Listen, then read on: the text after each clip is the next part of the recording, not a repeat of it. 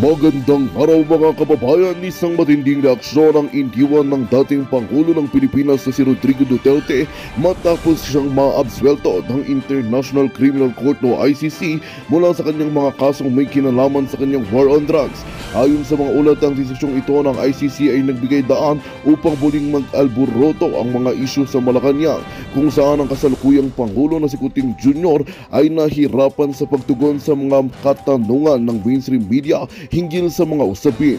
Marami ang nagtatanong kung ito ba ay magdudulot ng epekto sa kredibilidad ng administrasyong Bangag.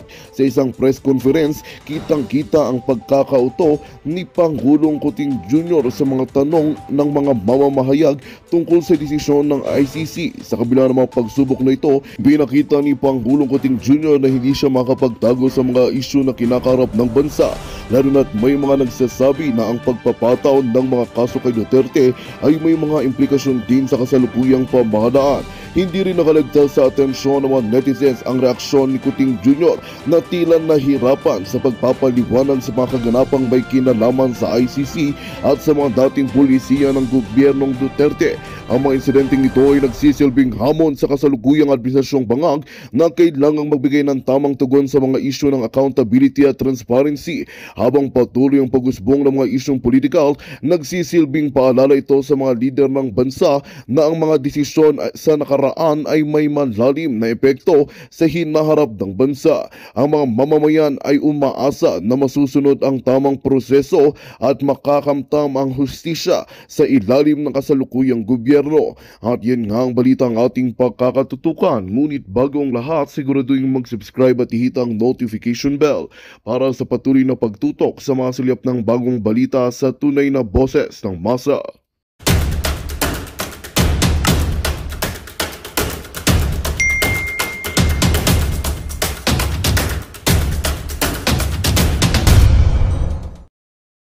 Nakuha ko na yung tagumpay. Kahit ako kinulong ng ganyan, pero nakikita ko naman na mayroong prutas na nangyayari. Kasi isipin mo, sa tagal ng panahon, hindi sila ganyan ka-close. Diba? Iba eh. Ako, naniniwala ako, God moves in a mysterious way. But then again, He moves. Talagang gumagalaw eh, magkakasundo. At wala na siguro sa ngayon, wala na siguro sa ngayon ang isa sa pinakamasayang tatay sa buong mundo kung hindi si PRRD. Yung anak mong hindi mo close, bigla ngayon naging close mo. And then watching her, the Vice President, I'm sure he is very proud. Nakasama si Kitty. Ay nako. Ready nang mamatay. Kung ako yan, ready na ako. Kasi alam naman natin yung pinagdaanan nito eh. 'Di ba? At again, ulitin natin, aminado naman si BP Sara dyan, no? Kaya ito ay sinasabi ko nga, this is blessing in disguise.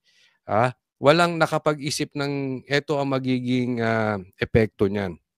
Kasi alam natin, sa ating mga lalaki, especially sa atin, sa ating mga breadwinner, we are very busy. Kahit po kay Isko, in-explain niya yan sa amin. Sabi niya, nung after presidential election, gusto na niya mag-retire kasi gusto niya munang manahimik, gusto niya munang magpahinga, kasi gusto niya magkaroon ng oras sa pamilya niya dahil malaking kasalanan niya sa pamilya niya dahil karamihan na napagsilbihan niya ay ang Manila. Mas napagsilbihan niya pa yung Manila, yung kanyang political career kesa yung pamilya niya. Same thing kay PRRD, yan yung sinasabi ni BP Sara. So talagang minsan talaga nakakaligtaan yung anak, no? Dahil sa gusto nating mabigyan, tayong mga tatay, gusto nating mabigyan ng magandang halimbawa, magandang pamumuhay, magandang estado ang ating pamilya, kinukulang tayo sa oras. Kaya ito, they have time together. What a way to exit. Hindi ko sinasabing mamamatay si PRRD, pero nakuha niya na yung regalo niya para sa akin. And what a way para to spend the rest of your days in this world, no? Maraming problema, but alam nyo, eto magpapalakas kay PRRD. Naniniwala ako, etong pagiging closed will give him another spirit, yung another energy another boost of energy. Malaking bagay yan kasi syempre nakakulong ka tas wala kang masyadong dalaw, si PRRD naman ay medyo sociable na tao, no?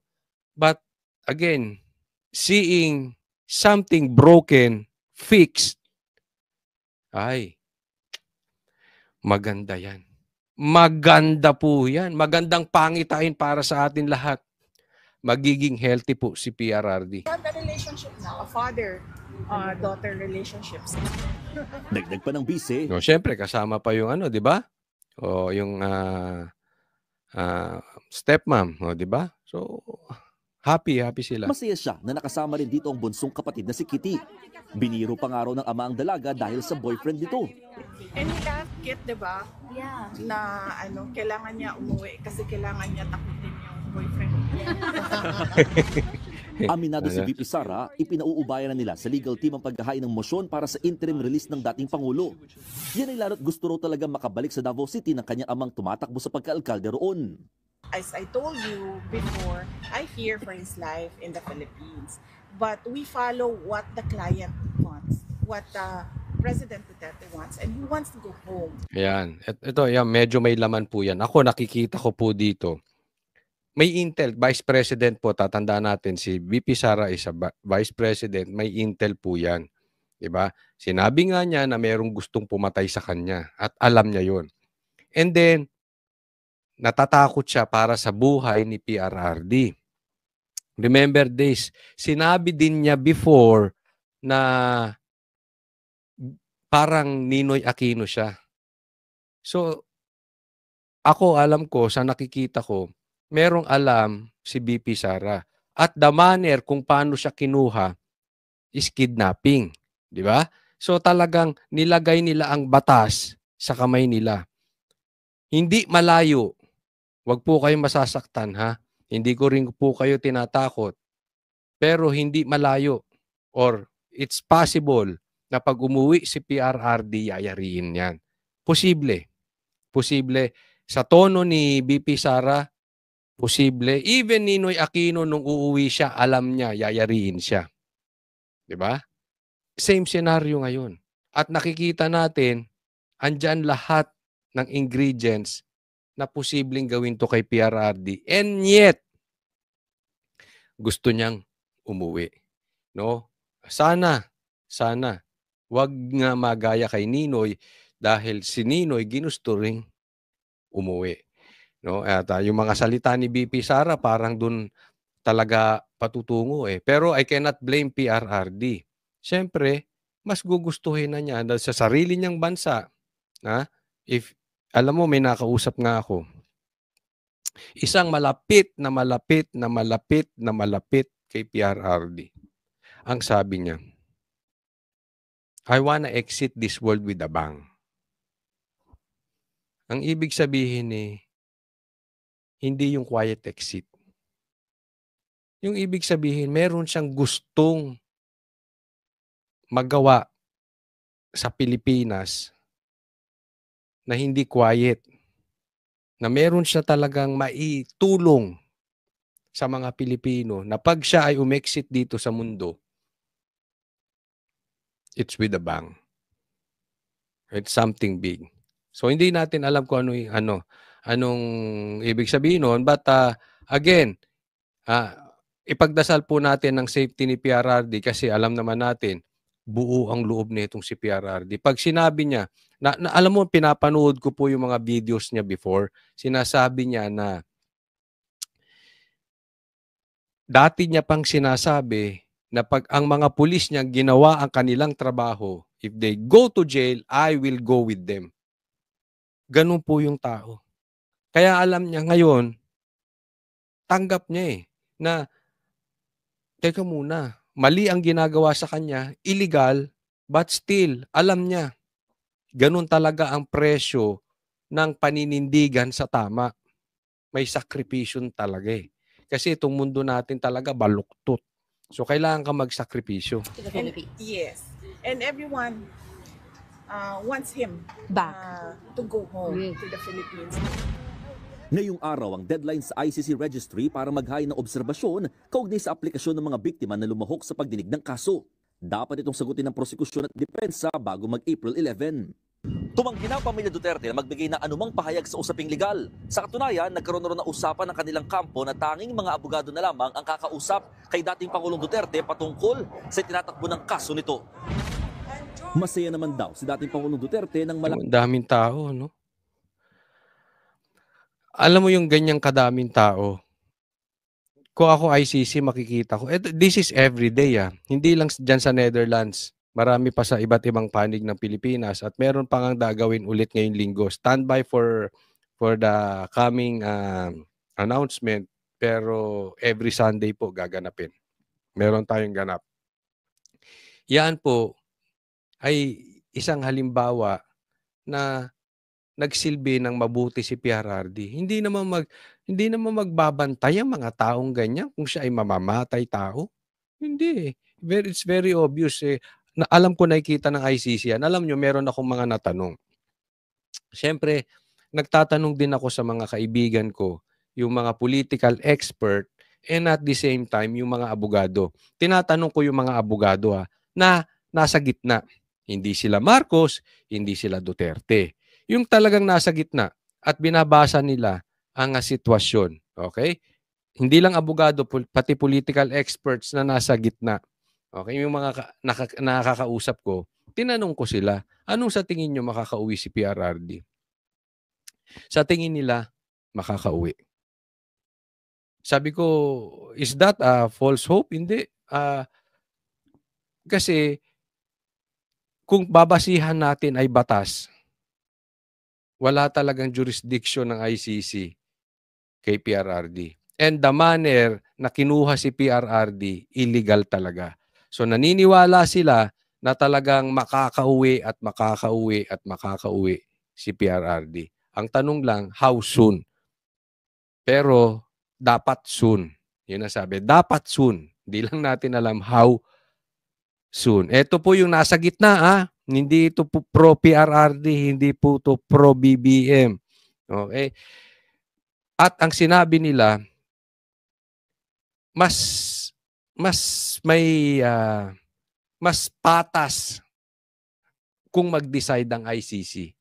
Hindi sila madaling masway ng politika sa anumang bansa kasi malayo sila Minsan mauunawaan natin kahit ang korte nasusway politically dahil takot sa buhay nila. Pwedeng oferan. Pwedeng yariin ng pamilya. May mga factors na ganun. Di ba? Pwedeng harasin ng pamilya. Ito kasi hiwalay. So, mas may kumpiyansa sila na ito ay hindi mahahawakan politically kesa sa Pilipinas. Tama ng ginagawang pagtitipon ng mga taga-suporta. He just wanted to extend his gratitude to all of his supporters from all over the world. That's what he repeatedly says. So he wants the Filipino people to know that he did it for his country. He did it. Kasabay nito, pinakikilos na rin daw ni VP Sara ang kanyang opisina para tulungan ang mga Pilipinong nakulong sa Qatar matapos mag-rally ng walang permit nung kaarawan ng ama. Hindi kinukumpirma pa ni Vice President Sara Duterte kung kailan siya babalik ng Pilipinas, lalo inaantay pa rin niya yung dokumento na kukumpleto sa legal team or defense legal team ng kanilang kampo na harap nga dito sa ICC para sa kanyang amang si dating Pangulong Rodrigo Duterte. At kahit 3 linggo na ang nakalipas mula nang mapunta at ma-detain dito sa loob ng ICC Detention Center ng dating Pangulo, hindi pa rin nawawala yung mga Pilipino, mga overseas Filipinos na nagtutungo rito sa lugar para makita itong area. At the same time, umaasa silang makita rin ng mga kaanak ng dating Pangulo na bibisita dito sa area. Yan, kita mo 3 linggo na si PRRD dyan. Tuloy-tuloy pa rin ang tao. Ang laki ng ibig sabihin nun. Kung ikaw ICC, makikita mo yun. At kung ikaw naman si Marcos, nanggagalaiti ka na sigurado. Next topic tayo. Aimee, ipako-contempt ang hindi mag-a-attend ng hearing. Tulfo sa pool. Ayan, pag-usapan natin. Yun nga po sa napagdesisyonan, alam na po ng mga Ang taray ng makeup mo ngayon, Claire, buhay na buhay, ha? Talagang pa-makeup mo, tsaka mga attire mo. Vlogger na vlogger ka dyan talaga, Claire. Sige, pagpatuloy mo yung pagiging fame blank. O, ano ibig sabihin nun? Kayo na mag-husga. cabinet members natin, ng mga cabinet officials natin, na sapat na po. Sa kanilang pananaw ay sapat na po ang kanilang mga nasabi, na ibigay na facts, mga data, sa naunang hearing sa ni Senator Amy Marcos. At yun po, at sa tingin po namin ay sapat na po considering the fact na nagkaroon na rin po siya ng kanyang preliminary findings. Bakit ba marunong ka pa, Claire? Hindi pa nga sapat, kaya nga may hearing eh. O, di ba? Nako. Eto yung mga tumatago sa pantalon ng presidente, ayaw umattend ng hearing. Ako kasi nasasabi ko yan. Bakit nakakasar? Bakit yung mga vlogger pinipilit yung umattend ng hearing? Even the president himself, PRRD, pinag-attend nyo ng hearing. The vice president, pinag-attend nyo ng hearing. Dapat, pag pinatawag, punta. Ngayon, kung pwedeng hindi pumunta, edi sana hindi rin pumunta yung mga vloggers na pinapatawag. Patas lang tayo. Pag kayo pwedeng tumago sa pantalon ng kung sino man, yung vloggers, pagka hindi umattend, contempt? Ano kayo? Dahil mataas ang posisyon ninyo? Dahil marami kayong pera? Dahil malapit kayo kay presidente? Dahil sip-sip kayo sa kay presidente? Nyo? Hindi dapat talaga patas tong mga to. Pa-contempt mo yung mga yan. Pag di nagsi-attend. Naging paliwanag ng mga dumalong cabinet members sa unang pagdinig ng Senado sa naging pag-aresto kay dating Pangulong Rodrigo Duterte. Ito ang posisyon ng Malacanang kaugnay ng isasagawang pangalawang Senate Committee hearing bukas na pinangungunahan mismo ng... Yun ang maganda. Tuloy pa rin ang hearing. Tuloy pa rin ang hearing. Tama yan, ituloy niya. Nang sa ganoon, pag tinuloy niya at hindi umattend, ipa-contempt. Pa-contempt mo. Pag hindi sila pumayag na i-contempt, magre-react kaming mga vloggers. Ba't pag vloggers, sigaw kayo ng sigaw? Gayahin mo si Paduano. Gayahin mo si Abante. Sigaw ng sigaw. Kala mo ang lilinis. Pag pumalag, naku, dyan lang ako maniniwala kay Amy pagka pinakontempt niya yung mga yan. Amy, pag hindi mo pinakontempt yan, wala pa ring tiwala ang taong bayan sa'yo. O kayo ba? Di ba? Dapat tingin natin kay Amy na ipakontempt niyang mga yan pagka hindi nagsi-attend. O ilagay nyo dyan sa comment section. Sang-ayon ba kayo na dapat patas ang pagtingin sa vlogger at dyan sa mga sekretary na yan? At dyan sa pulis na yan? Bakit si Grijaldo? Pinakulong nyo. Pinakontempt. Ba't si Torre hindi nyo mapapakulong? Pag hindi mag-attend? No. Tingnan natin. Tingnan natin ang ano nito ni Amy. Pagka hindi, niloloko mo lang kami, Amy. Pag hindi mo kayang ipakontempt yan, pagka hindi umattend. Ang presidential sister na si Senator Amy Marcos. Ayon kay Palace Press Officer Yusek Claire Castro, sapat na ang ibinigay na impormasyon. Hindi, lahat naman niya sasabihin ni Castro, pabor sa presidente. Hindi naman yan pabor sa taong bayan. Pabor lang yan kay Marcos. Doon po tayo sa pabor sa taong bayan. Ang loyalty ay nasa taong bayan. Ang loyalty ay nasa batas. Ang loyalty ay nasa konstitusyon. Hindi ang loyalty dahil sa isang tao na nagpapasahod sa kanya. Na mga opisyal ng ehekutibo upang makagawa o makapag-amyenda ng batas ang Senado ukol sa isyu ng naging pag-aresto sa dating Pangulo. Hindi po natin masasabi na hindi naman po tinugunan ang mga katanungan kung ito po ay in aid of legislation. So malamang po ay sa... Bakit ba? Doon sa vlogger ba? In aid of legislation? Anong nagawang batas doon? Alam mo, wala naman kasing problema sa mga ganyan. All we are asking is equality. Kung bawal kay Juan, bawal kay Pedro. Kung pwede kay Juan, pwede kay Pedro. Simple lang naman yun, ma'am. Bakit? Porket secretary? Tatago sa saya ng presidente? Pag kami hindi pwede, Sapat na po ang mga nasabi ng ating mga cabinet Hindi. officials para makagawa na po siya ng kanyang batas patungkol po dito. Nilinaw rin ng Malacanang na walang kontrahan o magkakaibang posisyon sa naturang pagdinig. alam mo yung ginawang kidnapping, ito dito tinamaan ng mga Tulfo. Yung ginawang kidnapping kay PRRD,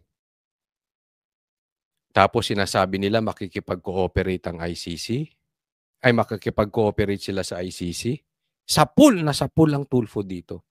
Alam nyo kung bakit? Alam mo, mga Pilipino ngayon, nasanay tayo, di ba? Kaya nga sumikat ang Tulfo eh. Kaya nga magiging 3 ang senador na Tulfo. Yung isumbong mo kay Tulfo, di ba? Yung tinutulungan yung mga mamamayan, isumbong kay Tulfo, tapos susolusyonan ng problema. Ngayon, hindi na. Tatamaan ng Tulfo talaga rito. Ang gagawin ng taong bayan, isusumbong na lang sa ICC. Wala nang isumbong mo kay Tulfo. Isumbong kay ICC. Isipin mo, isumbong mo kay Tulfo. Magkakaroon pa ng due process mahaba. Sasampahan pa ng kaso. Didesisyonan pa yan sa DOJ, hahanapan pa ng probable cause yan, ang tagal magdesisyon ng korte, bago matapos ang lahat. Wala na. 'Di ba? Due process padadaanin sa due process, ganyan sa Pilipinas. Isipin mo, ba't mo isusumbong kay Tulfo? Isumbong mo sa ICC. Pag malakas ka sa ICC o malakas ka sa gobyerno, pag-release mo, sabihin mo sa ICC, magpa-release kayo ng warrant of arrest. Tapos na. Wala nang hearing-hearing. Kukuhanin yung tao, dadalhin sa Villamor, padadala sa Netherlands. Tapos doon na. Halimbawa, ako malaking negosyante. Isusumbong ko pa sa korte? Wag na. Susumbong ko pa kay Tulfo? Wag na rin. Isumbong ko sa ICC. Di yung kalaban kong negosyante, wala na. Kikidnapin na yun dali na doon. Kung may laban man yung kanyang kaso o wala, walang problema. But for the meantime, yumayaman ako. Bakit? Wala yung kalaban ko sa negosyo kalaban ako sa politika. Malakas. Kunwari sa probinsya ko. Sumbong mo sa ICC pag pa-release ng warrant. Coach Oli, mali ka, baliw ka. Bakit? Wala naman silang, paano ang ginawa nilang kasalanan ay hindi naman nililitis ng ICC? Bakit? Si PRRD ba may kaso? Hindi nga nakasuhan dito Fabricated lahat yung 30,000. Hindi nga sila makapaglabas ng dead body. Hindi nga sila makapag-produce ng ebidensya. Basta ang gawin, kidnapin mo yan. Basta sinabi namin. Dalin mo doon. Wala nang due process. Doon natin pag-usapan ng due process. Ako, gambling lords. Ako, drug lord. Halimbawa, baka mamaya katin yun. Halimbawa, ako'y gambling lord. Ako'y drug lord. Gusto ko patligpit. Gawan ko ng kwento. Tararat, ang pinatay niya, 30,000. Asan ang ebidensya? Isasubmit namin sa ICC. Punta ka na sa ICC. Dumiretso ka na. Or alam mo, kalaban natin sa politika yan. Sumbong natin sa ICC. Patiklo na natin. Mahin laki ng drug money. Gambling money. Solo natin yung negosyo natin dito. Dalhin mo na doon. Di ba?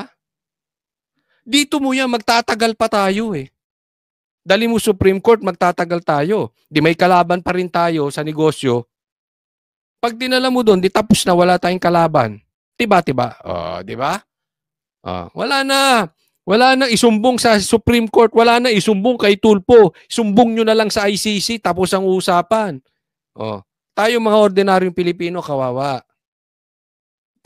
March 31, nagpadala ng liham si Executive Secretary Lucas Bersamin sa Senado para ipaalam na tinatanggihan ng Malacanang ang imbitasyon ng komite na dumalo ang ilang opisyal sa pagdinig sa Huwebes. Iginiitri ni Yusek Castro na walang itinatago ang ehekutibo na may kaugnayan sa naturang issue. Wala naman pong tinago dahil sapat na po yung napakahabang oras nung unang hearing para po masabi ang dapat na masabi po ng ating mga cabinet officials patungkol po dun sa pag-surrender kay dating Pangulong Duterte sa ICC. Para sa political analyst na si Professor Dennis Coronacion, dapat tutukan na lamang ni Senator Marcos ang issue ng legalidad ng pag-aresto sa dating Pangulo. Siyempre ang dapat focal point ng kanyang investigasyon ay puro legal. International law at saka ilan sa mga batas natin patungkol sa pag-aresto. Hindi, tama naman yung legal tsaka yung pag-aresto, yun nga ang dinidiscuss ni Amy, di ba? Okay, but anyway, marami magiging opinion patungkol dito eh. No, sa atin lang, lahat ng ginagawa ni Amy ay mawawalang kabuluhan. Hindi pa rin siya paniniwala. Alam naman natin kaya niya to ginagawa kasi kumukuha siya ng amor sa taong bayan. Tanggapin na natin, yan talaga yun. Pero mawawalan ng kabuluhan etong ginagawa ni Amy kung hindi niya ipakokontempt yung mga yan. Kung hindi niya ipakokontempt yung mga hindi atin or hindi niya sisimulan. Sabi nga ni, kung hindi niya papa-impeach si BBM. Na may kinalaman ng international court o international body. So we're talking about jurisdictions, yung propriety ng arrest, legality ng arrest, kapag may request ng isang international body. Ayon kay Coronacion, mahalagang marepaso o mapag-aralang mabuti ang pag-amyenda sa mga umiiral na batas. Tingin ko dapat i-update natin yung mga batas natin patungkol sa mga ganyan. Kasi it doesn't just apply to a former president or to any political leader. Kasi pwede rin naman, sa tingin ko, pwede rin naman ma-arrest ang isang individual. Ako, ayan, katulad niya, no, sinasabi, pwede namang maaaring private individual na maaaring mag-commit ng isang pagkakasala na pinagbabawal ng international law. Yan, pwede mag-commit ang isang pagkakasala individual at ng ipinagbabawal ng international law. Ang problema kasi dito, magandang balita ang hatid namin sa inyo ngayong araw. Sa pagtatapos ng aming balitaan, nagbigay kami ng mga mahalagang impormasyon. Maraming salamat sa pagtutok at pagsuporta sa aming programa. Huwag kalimutang manatili sa mga susunod na araw para sa mga bagong balita at mga kwento na dapat nating abangan. Mula sa Boses ng Masa, magandang araw, Pilipinas!